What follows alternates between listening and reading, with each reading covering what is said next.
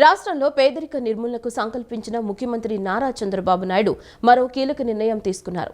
తాను కూడా కొన్ని బంగారు కుటుంబాలను దత్తత తీసుకుంటున్నట్లు తెలిపారు. పేదరికంపై చేస్తున్న పోరులో తనతో పాటు తన కుటుంబ సభ్యులు కూడా భాగస్వామ్యులవుతారని చెప్పారు. అందరిలో చైతన్యం నింపేలా మరింత మంది సంపన్నులు మార్గదర్శులుగా ముందుకు రావాలని తన నిర్ణయం దోహదపడుతుందని అన్నారు.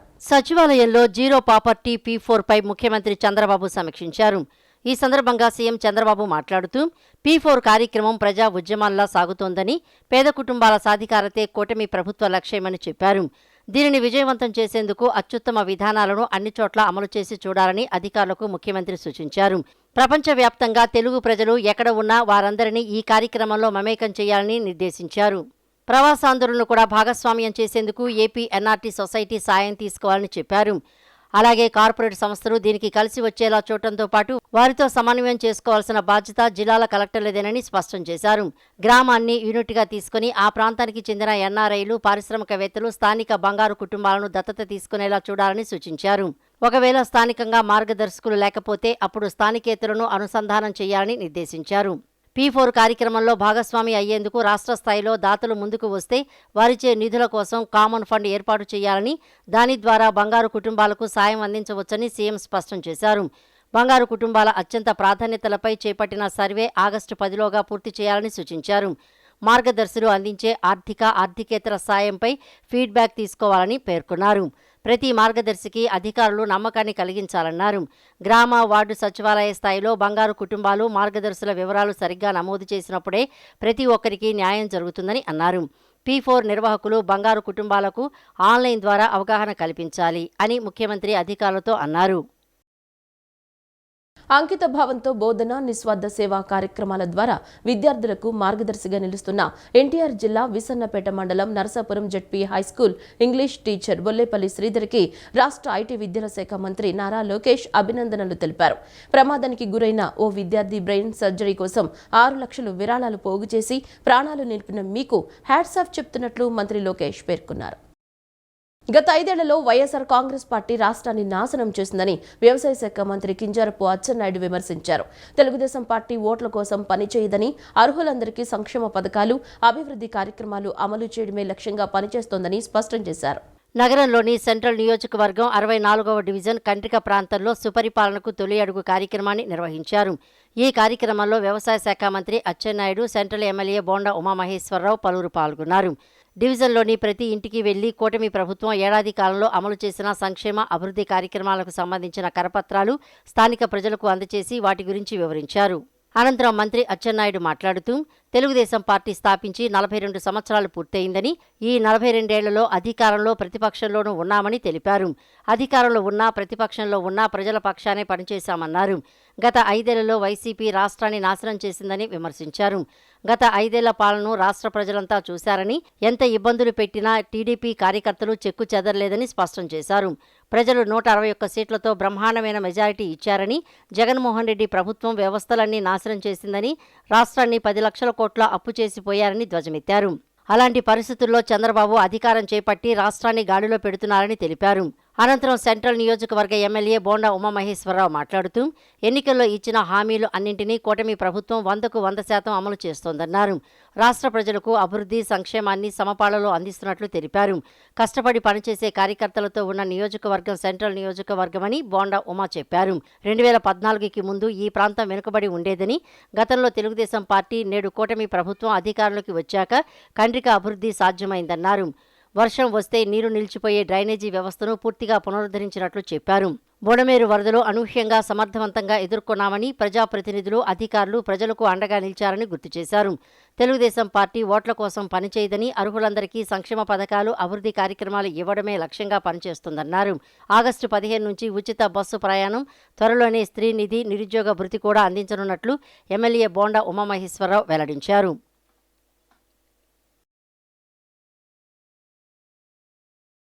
మంత్రిగా జీవితాంతం ఉండాలి. ఈ రాష్ట్రంలో నా ఒక్క పార్టీ తప్ప ఇంకా పార్టీలు ఉండకూడదని 5 సంవత్సరాలు ఏ విధంగా పాలన చేశాడు.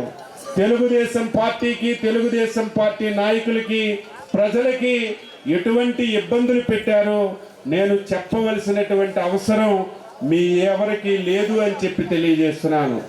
ఎన్ని ఇబ్బందులు పెట్టినా, ఎన్ని విధాలుగా మనకి అవస్థలకు గురి చేసిన 5 సంవత్సరాలు నాయకులు, ప్రజలు కట్టుబడి పనిచేశారు. నిరంతరం మళ్ళీ తెలుగుదేశం పార్టీ అధికారంలోకి రావడానికి అన్ని విధాల ప్రయత్నం చేశారు. కాబట్టే మొన్న జరిగినటువంటి ఎన్నికల్లో ఎవరూ ఊహించిన విధంగా 164 స్థానాలతో చంద్రబాబు నాయకత్వంలో ఎన్డీఏ ప్రభుత్వాన్ని అధికారాన్ని ఇచ్చారు. మేమందరం ఎమ్మెల్యేలమయ్యాం, మంత్రులమయ్యాం.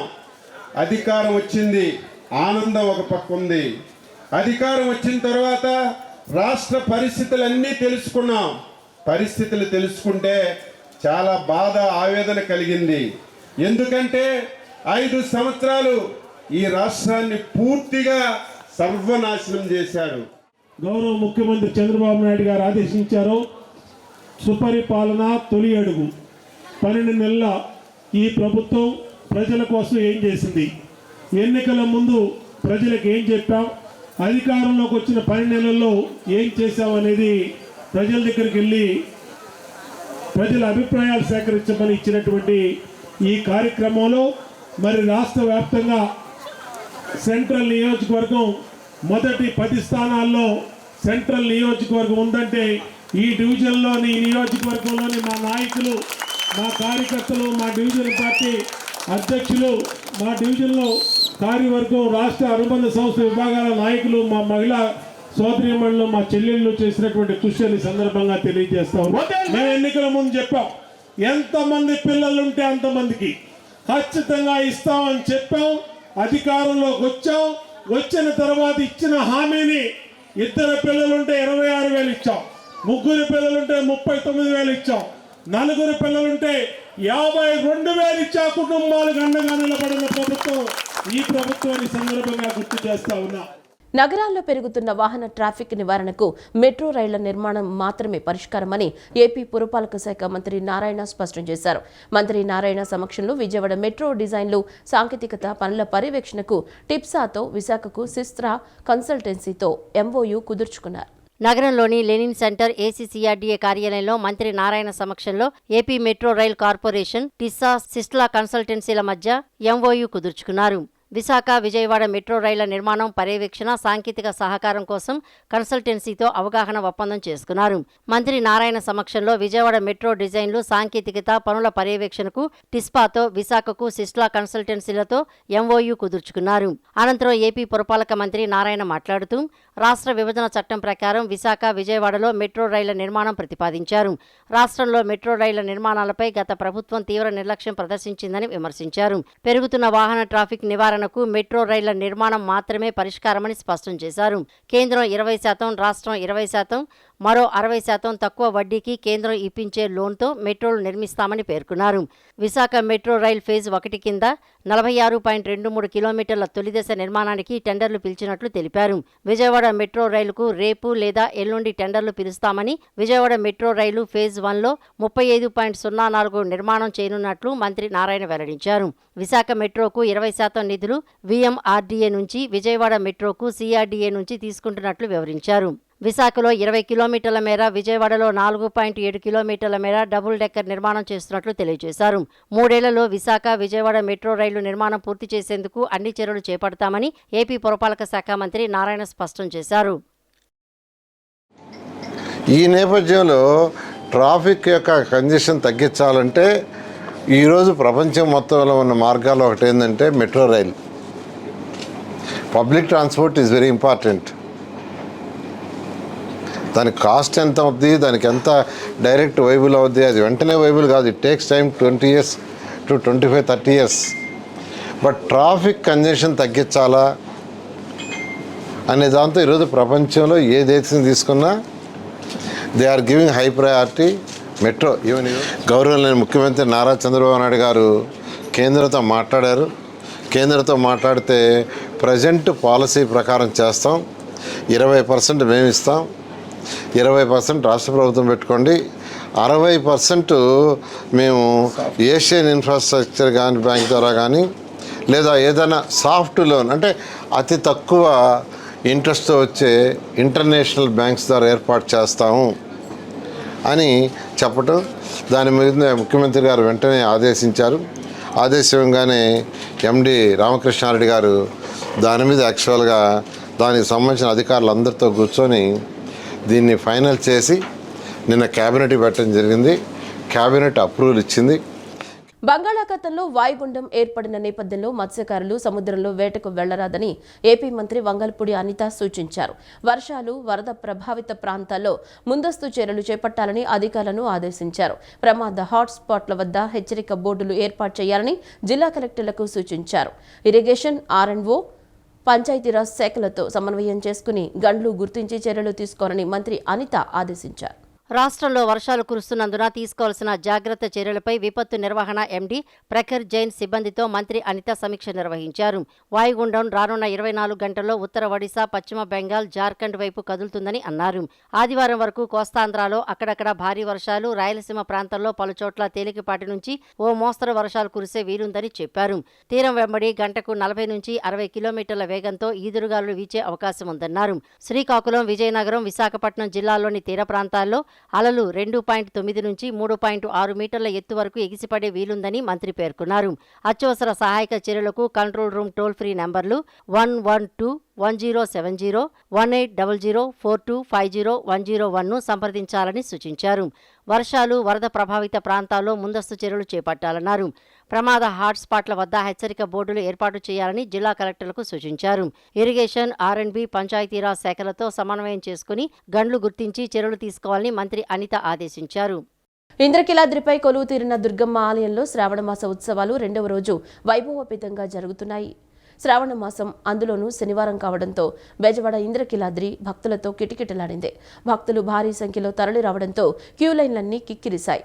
వర్షాన్ని సైతం లెక్క చేయకుండా భక్తులు కుటుంబ సమేతంగా విచ్చేసి దుర్గమ్మను దర్శనం చేసుకుంటున్నారు. శ్రావణ మాసం ఉత్సవాలు 2వ రోజు శనివారం కావడంతో బెజవాడ ఇంద్రకీలాద్రిపై శ్రావణ మాస శోభ సంతరించుకుంది. భక్తులు భారీ సంఖ్యలో తరలి రావడంతో క్యూ లైన్లన్నీ కిక్కిరిశాయి. వర్షాన్ని సైతం లెక్క చేయకుండా భక్తులు కుటుంబ సమేతంగా తెల్లవారుజాము నుంచే ఇంద్రకీలాద్రికి చేరుకున్నారు. జగన్మాతను దర్శించుకుంటున్నారు. పవిత్ర శ్రావణ మాసాన్ని పురస్కరించుకుని నెల రోజుల పాటు విశేష పూజా కార్యక్రమాలు నిర్వహించనున్నారు. శ్రావణ మాసం 2వ వారం ఆగస్టు 8న వరలక్ష్మి వ్రతం వేడుకలు జరగనున్నాయి. ఆ రోజున దుర్గమ్మ వరలక్ష్మీదేవి అలంకారంలో భక్తులకు దర్శనం ఇవ్వనున్నారు. ఆగస్టు 8వ తేదీ నుంచి శ్రావణ శుద్ధ చతుర్దశి శుక్రవారం ఆగస్టు 10వ తేదీ వరకు 3 రోజుల పాటు పవిత్రోత్సవాలు నిర్వహించనున్నారు. పవిత్రోత్సవాలు జరిగే 3 రోజులు శ్రీ దుర్గా మల్లేశ్వర స్వామి వార్లకు నిర్వహించే అన్ని ప్రత్యక్ష, పరోక్ష సేవలను నిలిపివేస్తారు. 11వ తేదీ నుంచి యథావిధిగా అన్ని ఆర్జిత సేవలు కొనసాగుతాయి. ఆగస్టు 16వ తేదీన కృష్ణాష్టమిని పురస్కరించుకుని దుర్గమ్మ సన్నిధిలో ప్రత్యేక వేడుకలు నిర్వహిస్తారు. ఆగస్టు 23వ తేదీన ఆలయ ప్రాంగణంలో ఉచిత సామూహిక వరలక్ష్మి వ్రతాలు జరుగుతాయని ఆలయ వైదిక కమిటీ వెల్లడించింది. గోవా గవర్నర్గా తెలుగుదేశం పార్టీ సీనియర్ నేత పూసపట్టి అశోక్ గజపతిరాజు నేడు బాధ్యతలు స్వీకరించనున్నారు. విజయనగరం తన స్వగృహం నుంచి కుటుంబ సమేతంగా గోవా బయలుదేరి వెళ్లారు. గోవా చేరుకున్న అశోక్ గజపతిరాజుకి రాష్ట్ర ప్రభుత్వ యంత్రాంగం, గవర్నర్ బంగ్లా అధికారులు ఘన స్వాగతం పలికారు. గవర్నర్ బంగ్లా దర్బార్ హాల్లో ఉదయం 11 గంటలకు ఆయన స్వీకరిస్తారు. కేంద్ర మంత్రి రామ్మోహన్ నాయుడు, పలువురు టీడీపీ ఎంపీలు హాజరు కానున్నారు. అమరావతి రైతులకు 11వ ఏట కౌలు నిధులు రైతుల ఖాతాల్లో జమైనట్లు ఏపీ పురపాలక శాఖ మంత్రి నారాయణ పేర్కొన్నారు. మొత్తం 18,638 మంది రైతులకు 163,67,29,471 రూపాయలు విడుదల చేసినట్లు స్పష్టం చేశారు. నగరంలోని ఏపీ సిఆర్డీఏ కార్యాలయంలో అమరావతి రైతు కౌలు విడుదల అంశంపై ఏపీ పురపాలక శాఖ మంత్రి పి నారాయణ మీడియాతో మాట్లాడారు. మంత్రి నారాయణ మాట్లాడుతూ అమరావతి రైతులకు 11వ ఏట కౌలు నిధులు రైతుల ఖాతాల్లో జమ అయినట్లు తెలిపారు. మొత్తం 18,638 మంది రైతులకు 163,67,29,471 రూపాయలు విడుదల చేసినట్లు స్పష్టం చేశారు. వీటిలో 594 మంది రైతులకు బ్యాంకు ఐఎఫ్ఎస్సి కోడ్ తప్పుగా ఉండటంతో జమ కాలేదని పేర్కొన్నారు. మరో 88 మంది రైతులకు సిఎఫ్ఎంఎస్లో వివరాలు తప్పుగా నమోదు కావడంతో జమ కాలేదని తెలిపారు. పెండింగ్లో ఉన్న రైతుల ఇబ్బందులు పరిష్కరించేందుకు సిఆర్డీఏ ప్రత్యేకంగా సెల్ ఏర్పాటు చేసిందన్నారు. రైతులను తప్పుదోవ పట్టించేలా కొంతమంది అసత్య ప్రచారం చేస్తున్నారని మండిపడ్డారు. 18,638 మంది ఫార్మర్స్ యొక్క అకౌంట్ 163,67,29,471 రూపాయలు జమ అయిపోయింది.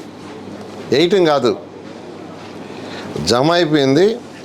మొత్తం 18,638 మంది రైతుల అకౌంట్లలో 163,67,29,471 కోట్లు రైతుల అకౌంట్లో యాన్యుటీ జమ అయింది. అయితే ఒక 88 మంది రైతుల యొక్క బ్యాంక్ అకౌంట్స్ మనకు తెలీదు. అది డిఫాల్ట్ అని 53,76,136 రూపాయలు వెనక్కి వచ్చింది. అదేవిధంగా సిఎఫ్ఎంఎస్ యొక్క ఈ బ్యాంక్ అకౌంట్ రాంగ్ నెంబర్ అని, ఇది ఐఎఫ్ఎస్సి కోడ్ రాంగ్ నెంబర్ అని ఒక 3,594 మందికి వెనక్కి వచ్చింది. అది 7,25,83,689. సో ఈ 3,549 ఫార్మర్సు, తర్వాత ఈ 88 వాళ్ళది ఎందుకు వచ్చిందో డీటెయిల్గా కనుక్కోమని చెప్పాను. వాళ్ళు సిఆర్డి అధికారులు చేస్తున్నారు. కాబట్టి మెజారిటీ అకౌంట్లో పడిపోయింది. రైతులకు గిట్టుబాటు ధరలు, వినియోగదారులకు నాణ్యమైన కూరగాయలు అందేలా చర్యలు తీసుకోవాలని కృష్ణా జిల్లా మార్కెటింగ్, వ్యవసాయ శాఖ అధికారులకు రాష్ట్ర గనులు, భూగర్భ వనరులు, ఎక్సైజ్ శాఖ మంత్రి కొల్లు రవీంద్ర సూచించారు. జిల్లాలోని రైతు బజార్లలో సదుపాయాలు మెరుగుపరచాలన్నారు. రైతు బజార్లకు విస్తృతమైన ప్రచారం కల్పించాలని సూచించారు. కృష్ణా జిల్లా మచిలీపట్నం తన క్యాంపు కార్యాలయంలో రాష్ట్ర గనులు, భూగర్భ వనరులు, ఎక్సైజ్ శాఖ మంత్రి కొల్లు రవీంద్ర కృష్ణా జిల్లా మార్కెటింగ్, వ్యవసాయ శాఖ అధికారులతో సమీక్ష నిర్వహించారు. జిల్లాలోని రైతు బజార్లో సదుపాయాలు మెరుగుపరచాలన్నారు. రైతు బజార్లకు విస్తృతమైన ప్రచారం కల్పించాలని సూచించారు. మరోవైపు రోడ్లపై పశువుల సంచారాన్ని నిర్మూలించేలా ఏర్పాట్లు చేయాలన్నారు. అవసరమైన మేరకు క్యాటిల్ షెడ్లకు పశువుల్ని తరలించి వాహనదారులకు ఎలాంటి ఇబ్బంది కలగకుండా చూడాలని ఆదేశాలు జారీ చేశారు. రోడ్లపై తిరిగే పశువుల రైతులకు కూడా అవగాహన కల్పించాలన్నారు. అనంతరం ప్రభుత్వం అత్యంత ప్రతిష్టాత్మకంగా ప్రారంభించిన P4 కార్యక్రమ ప్రత్యేక అధికారులు ఎంపీడీఓ, మార్కెటింగ్ ఏడీతో చర్చించారు. పథకం అమలు, మార్గదర్శులు, బంగారు కుటుంబాల ఎంపిక గురించి అడిగి తెలుసుకున్నారు. P4 కార్యక్రమం అమల్లో జిల్లాను రోల్ మోడల్గా మార్చాలని, అధికారులు ఈ విషయంలో ప్రత్యేక దృష్టి పెట్టాలని మంత్రి కొల్లు రవీంద్ర సూచించారు. తిరుమల తిరుపతి దేవస్థానాల ఆధ్వర్యంలో విజయవాడ పున్నమ్మ తోటలో వేంచేసి ఉన్న శ్రీ వెంకటేశ్వర స్వామివారి ఆలయంలో ఈ నెల 26వ తేదీ నుంచి అష్టబంధన మహాసంప్రోక్షణ కుంభాభిషేక మహోత్సవాలను ఆగమ శాస్త్ర ప్రకారం అత్యంత వైభవంగా నిర్వహించేందుకు అన్ని ఏర్పాట్లు చేశామని ఆలయ పర్యవేక్షకులు ఎం మల్లికార్జున తెలిపారు. 12 ఏళ్లకోసారి జరిగే ఈ మహాక్రతువులో భక్తులందరూ వేలాదిగా పాల్గొని కార్యక్రమాలను జయప్రదం చేయడం ద్వారా స్వామివారి కృపకు పాత్రలు కావాలని ఆహ్వానిస్తున్నట్లు ఆయన తెలిపారు.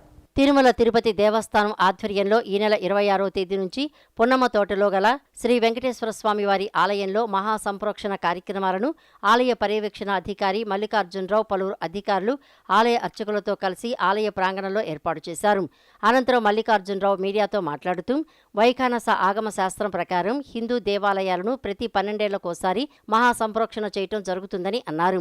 ఇందులో భాగంగా తిరుమల తిరుపతి దేవస్థానం ఆధ్వర్యంలో విజయవాడ పున్నమ్మ తోటనందు టీటీడీ అధికారులు, స్థానిక భక్తులు, దాతల సహకారంతో 2010లో ఆలయ నిర్మాణాన్ని చేపట్టి 2012లో స్వామివారి విగ్రహ ప్రతిష్ఠ గావించడం జరిగిందన్నారు.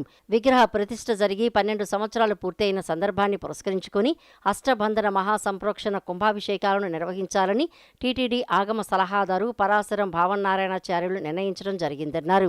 ఈ నెల 26వ తేదీ నుంచి 31వ తేదీ వరకు 6 రోజుల పాటు అత్యంత వైభవంగా శ్రీ వెంకటేశ్వర స్వామివారి ఆలయ మహాసంప్రోక్షణ కార్యక్రమాన్ని నిర్వహిస్తున్నట్లు చెప్పారు.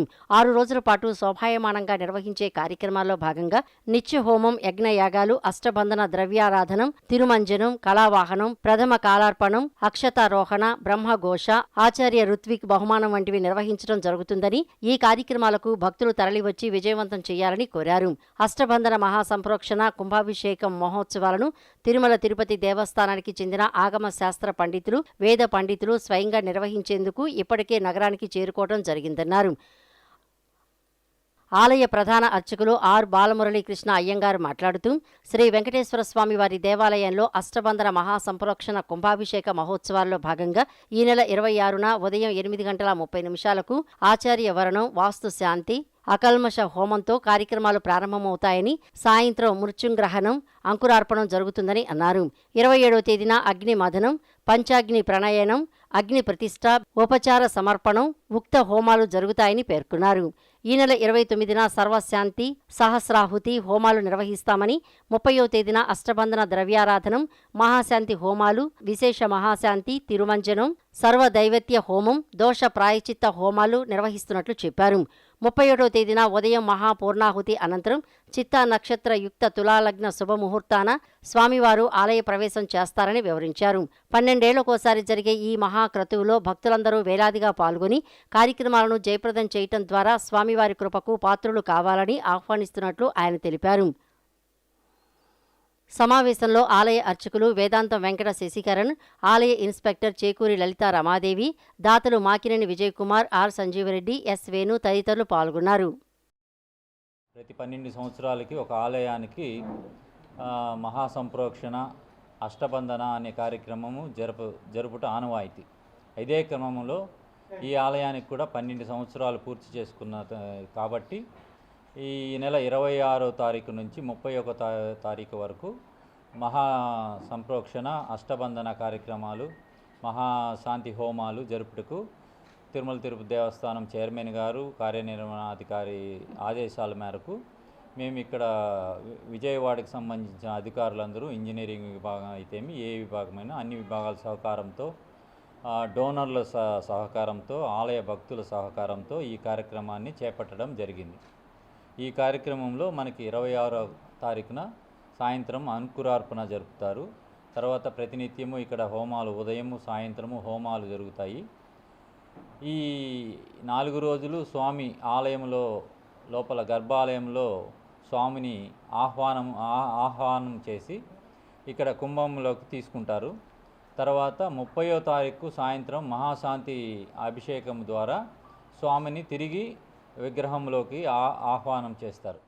విజయవాడలోని పున్నమ్మ తోటలో టీటీడీ కళ్యాణ మండపంలో ఉన్నటువంటి శ్రీ వెంకటేశ్వర స్వామి వారి ఆలయ ప్రతిష్టా మహోత్సవం జరిగి ఈ సంవత్సరానికి 12 సంవత్సరాలు పూర్తయిన సందర్భంగా టీటీడీలో ఉన్నటువంటి వైఖానస ఆగమోక్త రీత్యా 12 సంవత్సరాలకు ఒకసారి కళాన్యాస ప్రతిష్ట, అష్టబంధన మహాసంప్రోక్షణ, కుంభాభిషేకం చేయటం అనేది పరిపాటి.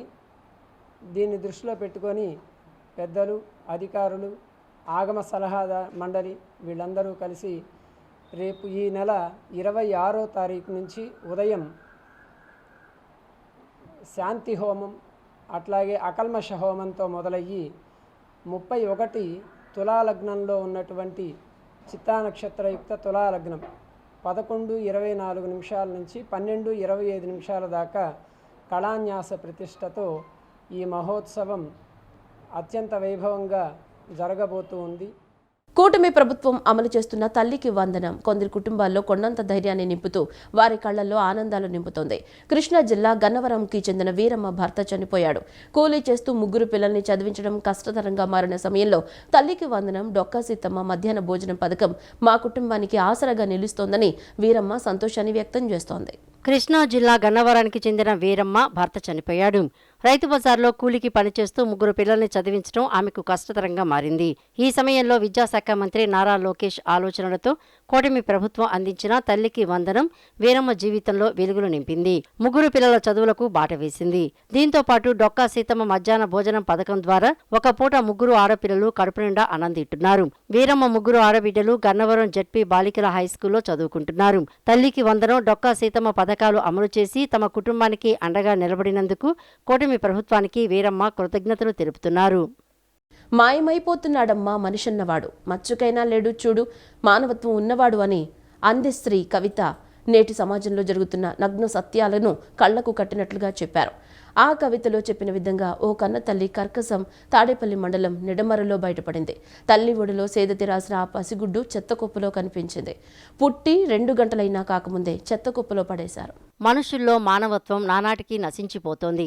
కనికరం అనే భావనే లేకుండా పోతుంది. తాజాగా తల్లి ఒడిలో సేద తీరాల్సిన ఆ పసిగుడ్డు చెత్తకుప్పలో కనిపించింది. పుట్టి 2 గంటలైనా కాకముందే చెత్తకుప్పలో వదిలేశారు. ఈ ఘటన గుంటూరు జిల్లా మంగళగిరి తాడేపల్లి నగరపాలక సంస్థ పరిధి నిడమర్రు టిట్కో గృహ సముదాయంలో జరిగింది. చెత్తకుప్పల్లోంచి చిన్నారి ఏడుపులు వినిపిస్తూ ఉండటంతో స్థానికులు గమనించారు.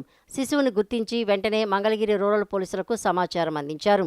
దీంతో వారు హుటాహుటిన ఘటనా ప్రాంతానికి చేరుకుని చెత్తకుప్పలో ఉన్న ఆడ శిశువును గుంటూరు ప్రభుత్వాసుపత్రికి తరలించారు.